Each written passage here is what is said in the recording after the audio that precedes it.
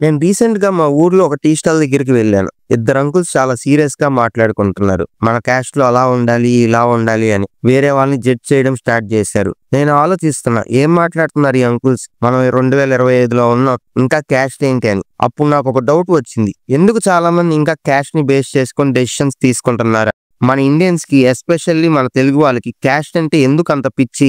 బహుశా పిచ్చి అనే పదం కూడా చాలా చిన్నదేమో ఈ క్యాస్ట్ విషయానికి వస్తే. మన డైలీ లైఫ్ లో క్యాస్ట్ ఎలా మిక్స్ అయిపోయింది, ఎందుకు అది ఇంకా మన మైండ్స్ లో ఉంది అని కొంచెం డీప్ గా ఎక్స్ప్లోర్ చేద్దాం. సో వీడియోని ఎక్కడ స్కిప్ చేయకుండా లాస్ట్ వరకు చూడండి. మన ఇండియన్ కల్చర్ లో క్యాస్ట్ చాలా డీప్ గా రూట్ అయిపోయింది. విలేజెస్ లో అయినా సిటీలో అయినా ఈ క్యాస్ట్ వైబ్స్ ఎక్కడ మిస్ అవ్వటం లేదు. మ్యారేజ్ ఫిక్స్ చేస్తున్నప్పుడు ఏ క్యాస్ట్ అని అడగటం కామన్ అయిపోయింది. ఈవెన్ పాలిటిక్స్ లో కూడా క్యాస్ట్ పేరు వినిపిస్తుంది. ఎందుకు ఇలా? క్యాస్ట్ సిస్టమ్ మన ఇండియాలో చాలా కాలం నుంచి ఉంది, కానీ ఒరిజినల్ గా క్యాస్ట్ సిస్టమ్ స్టార్ట్ అయింది మాత్రం వృత్తి, అంటే మనం చేసే పనిని బేస్ చేసుకొని వచ్చింది. ఫర్ ఎగ్జాంపుల్, ఫార్మర్స్ అయితే ఒక క్యాస్ట్, వుడ్ వర్క్ చేసేవాళ్ళు ఒక క్యాస్ట్, బిజినెస్ చేసేవాళ్ళు ఒక క్యాస్ట్, ఇలా డివైడ్ అయ్యారు. సింపుల్, కానీ టైంతో ఈ సిస్టమ్ మొత్తం మారిపోయింది. బ్రిటిషర్స్ వచ్చాక వాళ్ళు క్యాస్ట్ ని డివైడ్ అండ్ రూల్ గేమ్ కి యూజ్ చేశారు. మన తెలుగు స్టేట్స్ లో కూడా క్యాస్ట్ గ్రూప్స్ ఫామ్ అయ్యాయి, లైక్ కాపు, కమ్మ, రెడ్డి అని. ఇంకా ఇలాంటివి చాలానే ఉన్నాయి. బట్ ఈ హిస్టరీ చదివాక నాకు ఒక డౌట్ వచ్చింది. ఆ టైంలో క్యాస్ట్ యూస్ఫుల్ ఉండొచ్చు, కానీ ఇప్పుడు ఎందుకు అని. ఇప్పుడు నేను యూట్యూబర్ అయినా, నా ఫ్రెండ్ డాక్టర్ అయినా క్యాస్ట్ తో ఏం సంబంధం ఉంది?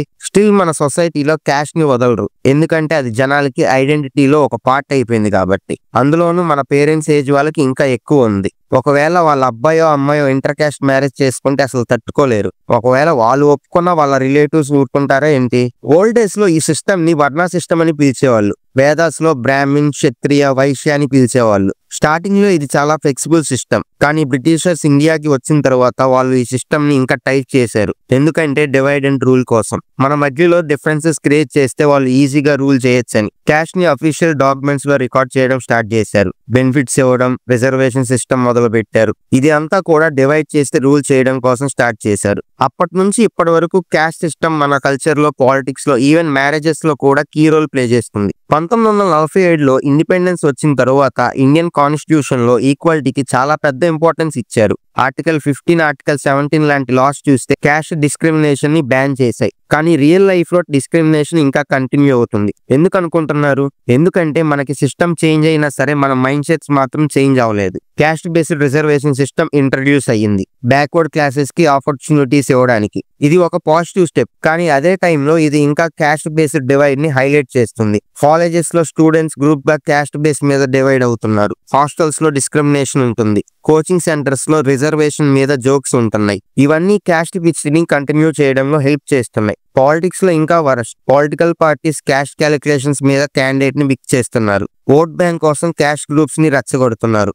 ఈ స్ట్రాటజీ చాలా కాలం నుండి నడుస్తుంది. మనకి ఐడెంటిటీ అంటే ఒక ఇంపార్టెంట్ ఎమోషన్. క్యాస్ట్ ని మనం ఐడెంటిటీ లాగా ఫిక్స్ చేసుకున్నాం అంతే. అది మన ప్రైడ్, మన రెస్పెక్ట్, మన బ్యాక్గ్రౌండ్ ని రిప్రజెంట్ చేస్తుంది అని మనం నమ్మడం స్టార్ట్ చేసాం. కానీ రియాలిటీ ఏంటి? క్యాస్ట్ అనే కాన్సెప్ట్ అంతా పెద్ద డ్రామా. నువ్వు ఏ క్యాస్ట్ లో పుట్టావు అనేది నీ డెసిషన్ కాదు, కానీ మన సొసైటీలో ఇది ఐడెంటిటీ లాగా ట్రీట్ చేయడం వల్ల చాలా మంది ఈ క్యాస్ట్ సిస్టమ్ ని ఫాలో అవుతున్నారు. ఇప్పుడున్న technology, AI, global jobs, urban life స్టైల్లో క్యాస్ట్ కి ఎంతవరకు స్పేస్ ఉంది? కంపెనీస్ క్యాస్ట్ ని చూడవు, స్కిల్స్, టాలెంట్ అండ్ పర్ఫార్మెన్స్ చూస్తారు. ఫ్రెండ్స్ ని క్యాస్ట్ బేస్ మీద సెలెక్ట్ చేయడం లేదు కదా. కానీ ప్రాబ్లం ఏంటంటే విలేజెస్ లో, స్మాల్ టౌన్స్ లో, ఈవెన్ సిటీస్ లో ఫ్యామిలీస్ లో caste becomes a marriage filter, career filter. Vehicles మీద స్టిక్కర్స్ వేసుకుంటారు, పేరులో పెట్టుకుంటారు. ఇంకా గట్టిగా చెప్పాలంటే క్యాస్ట్ అనేది స్టేటస్ కి సింబల్ లాగా ఫీల్ అవుతారు. అందుకే నా క్యాస్ట్ హై, నీ క్యాస్ట్ లో అని డిస్క్రిమినేషన్ చూపి ఆన్లైన్ లో చూస్తే క్యాస్ట్ గ్రూప్స్ క్రియేట్ చేయడం, మా క్యాస్ట్ హిస్టరీ గ్రేట్, నీ క్యాస్ట్ ఏంటి అని ఆర్గ్యుమెంట్స్ చేయడం, మా హీరో తోపు ఎందుకంటే వాడు మా క్యాస్ట్. ఈవెన్ పాలిటిక్స్ లో కూడా క్యాస్ట్ ని బేస్ చేసుకుని ఓట్ వేయడం, క్యాస్ట్ ని ఒక వెపన్ లాగా యూజ్ చేస్తున్నారు. ఈ పిచ్ ఎందుకు? మన వాళ్ళు కాంపిటీషన్ లో టాప్ ఉండాలి అని. కానీ ఇది సొసైటీని వీక్ చేస్తుంది. ఇంకో యాంగిల్ చూద్దాం.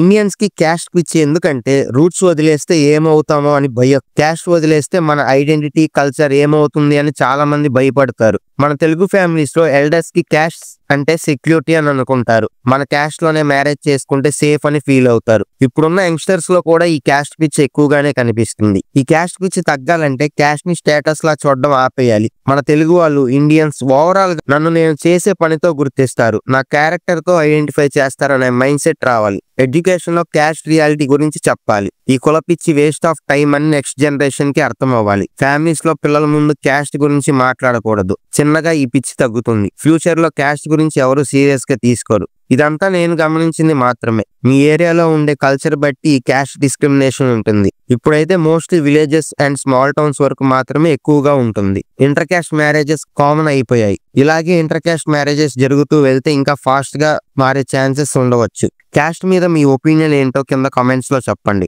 And also do like, share and subscribe to my channel.